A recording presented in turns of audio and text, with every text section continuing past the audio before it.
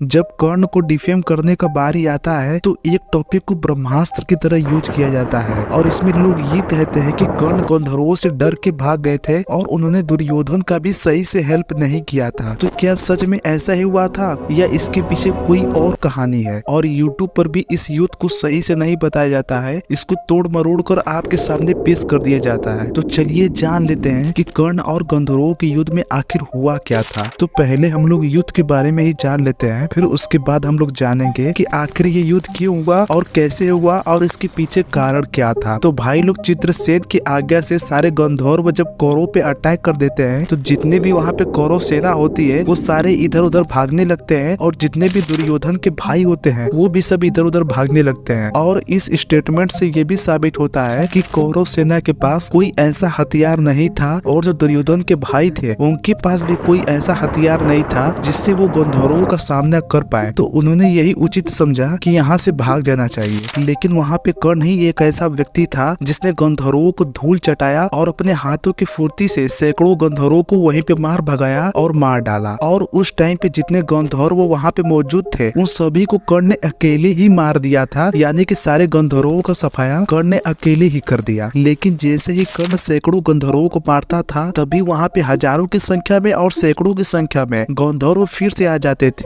और इस प्रकार से सारी पृथ्वी गंधर्व सी हो गई थी। लेकिन हजार गंधर्वों को देखकर दुर्योधन, शकुनी, विकर्ण इन सब का हालत खराब हो गया। फिर उन्होंने कर्ण को आगे करके युद्ध आरंभ किया और देखते ही देखते इन्होंने सारे गंधर्वों को मार के भगा दिया। गंधर्वों का ऐसा हार देखकर मैदान में फिर चित्रसेन आया और चित्रसेन आते ही माया करना स्टार्ट कर दिया और उसने कौरव सेना पर ऐसा मोह छा दिया जिससे ये लग रहा था कि एक सैनिक 10 गंधर्वों से लोहा ले रहा हो। तो यानी कि अगर सीधी भाषा में बोले हैं तो एक गंधर्व 10 के बराबर दिख रहा था। लेकिन चित्रसेन की भी माया से कर्ण को कुछ भी फर्क नहीं पड़ा और वो फिर भी युद्ध में डटा रहा और सारे गंधर्वों को मार रहा था। लेकिन वहाँ पे जितने सैनिक थे वो सारे चित्रसेन की माया से डर के भाग गए थे। तब उसके बाद कर्ण को ऐसे युद्ध करते देख चित्रसेन तो बिल्कुल ही समझ गया था कि अगर उसको कर्ण पे विजय पाना है तो हमें एक साथ मिलकर उस पे प्रहार करना पड़ेगा। तब उसके बाद सैकड़ों गंधर्व और हजारों गंधर्व चारों तरफ से कर्ण के ऊपर वार करने लगे और इस टाइम पे लगभग सारे सैनिक वहाँ से भाग चुके थे। जब तक गंधर्व कर्ण से लड़ रहे थे तब तक कर्ण को कोई भी दिक्कत नहीं था, चाहे वहाँ पे सैकड़ों गंधर्व हो चाहे हजारों की संख्या में गंधर्व हो। लेकिन जब सारे गंधर्व मिलकर कर्ण पे वार करने लगे और ऊपर से चित्रसेन का भी माया कर्ण पे आ गया था, इसी कारण से कर्ण को उस युद्ध से पीछे हटना पड़ा था, क्योंकि वहाँ पे बस कर्ण ही था जो कि हजारों गंधर्वों से एक साथ लड़ रहा था और साथ ही में चित्रसेन की माया से भी लड़ रहा था। यहाँ पर कर्ण से बस इतना गलती हो गया कि वो चित्रसेन की माया को काउंटर नहीं कर पाया। लेकिन इसके पीछे आखिर कारण क्या था ये आप सभी को बताता हूँ। यहाँ पर कुछ लोगों का ये भी डाउट हो सकता है कि कर्ण ने घटोत्कच के सारे माया को काउंटर कर दिया था, तो यहाँ पे कर्ण को क्या हो गया था कि वो चित्रसेन के माया को काउंटर नहीं कर पाया। इसका सबसे बड़ा रीजन है कर्ण के पास वहाँ पे कोई ऐसा धनुष ना होना जिससे वो दिव्यास्त्रों का आवाहन कर सके, क्योंकि किसी योद्धा के माया को अगर काउंटर करना है आपको उस पे दिव्यास्त्र चलाना ही पड़ेगा, तभी उसका हार हो पाएगा। यही कारण था कि कर्ण घटोत्कच को आराम से मार पाया। जैसे कि इसका सबसे परफेक्ट एग्जाम्पल है जब अर्जुन गंधर्वों से युद्ध करने के लिए आता है। अर्जुन जैसे ही युद्ध में आता है वैसे ही अग्नि अस्त्र का प्रयोग करता है और अग्नि अस्त्र से ही बहुत सारे गंधर्वों को मार देता है। और यहाँ पे 10 लाख का स्टेटमेंट लिखा गया है। अब इसमें कितना सच्चाई है ये आप मुझे बताना। आप लोग इसी स्टेटमेंट से अंदाजा लगाइए कि अग्नि अस्त्र से ही 10 लाख गंधर्व मर सकते हैं तो वो गंधर्व कितने ताकतवर होंगे। और इसके बाद भी अर्जुन नहीं रुके और उन्होंने और भी ज्यादा दिव्यास्त्रों का आह्वान किया था, तब वो गंधर्वों को हरा पाए थे। लेकिन यहाँ पे सबसे बड़ा पॉइंट ये है कि गंधर्वों से 4 पांडव मिलकर लड़ रहे थे और वो भी अपनी फुल तैयारी में आए थे, तब जाके चारों पांडव गंधर्वों को हरा पाए थे। लेकिन कर्ण के साथ यहाँ पे उल्टा हुआ था। कर्ण अकेले ही 1000 गंधर्वों से लड़ रहा था, लेकिन वहीं पे अर्जुन के साथ उसके 3 भाई भी थे।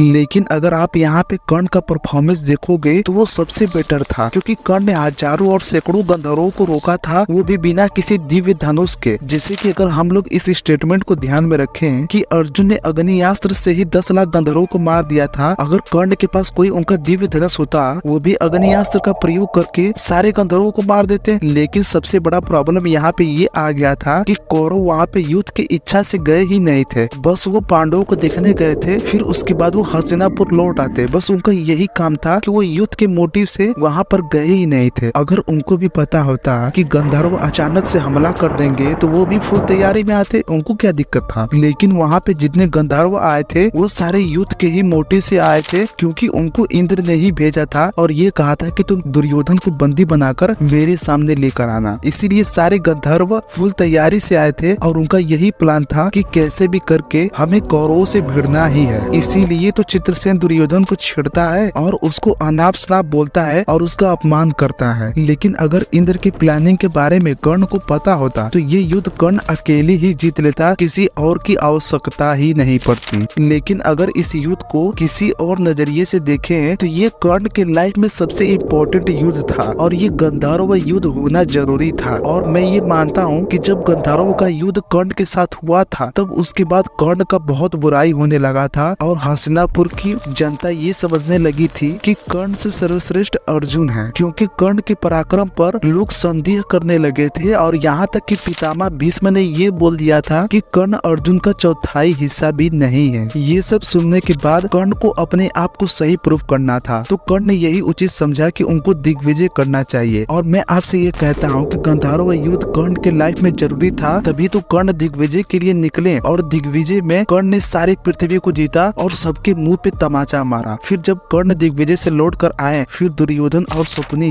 कर्ण के हाथों पांडवों को मरा हुआ ही समझने लगे। और कर्ण ने अपने दिग्विजय में ऐसे योद्धा को हराया जिसको 5 पांडव ने मिलकर हराया था, और ऐसे भी योद्धा को हराया जिसको अर्जुन भी नहीं हरा पाए थे। तो इस वजह से कर्ण ने अपने ऊपर लगे हुए कलंक को एकदम जड़ से खत्म कर दिया। और दुर्योधन भी कर्ण को गंधर्व युद्ध के लिए कभी भी दोषी नहीं ठहराया। यानी कि दुर्योधन को भी पता था कर्ण ने जो गंधर्व युद्ध में किया वो बिल्कुल सही किया। तो बस भाई लोग इस वीडियो में इतना ही रहने देते हैं। मुझे पता है कि इस युद्ध के रिकॉर्डिंग बहुत सारे टॉपिक रह गए हैं, तो वो सारे टॉपिक को कमेंट कर देना, इसका पार्ट 2 में जरूर से लाऊंगा। और अगर आप लोग कर्ण के दिग्विजय यात्रा के बारे में जानना चाहते हैं तो कमेंट कर देना, उसके भी ऊपर वीडियो आ जाएगा। तो इस वीडियो को लाइक कर देना और चैनल को सब्सक्राइब कर देना।